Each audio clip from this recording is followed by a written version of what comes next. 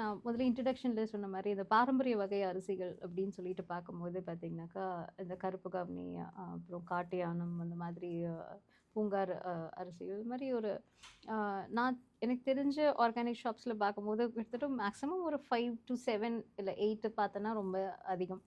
நார்மலா இதுக்குள்ள தான் அந்த சைக்கிள்குள்ள தான் வரும். பட் உங்க இதுல வந்து இந்த 55 வெரைட்டீஸ் ஆஃப் ரைஸ் வந்து வச்சிருக்கீங்க பாரம்பரிய அரிசி வை மோர் தென் தட் அப்படின்னு.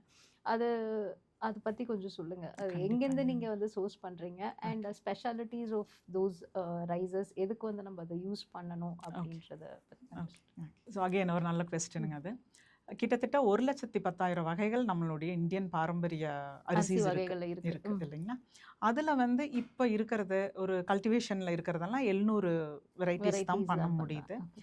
அதுலயும் கிடைக்கிறது ரொம்ப கஷ்டம். கஷ்டம். ம். அதுல வந்து 55க்கு மேல நம்ம ஷெல்ஃப் பண்ணியிருக்கோம். ஓகே.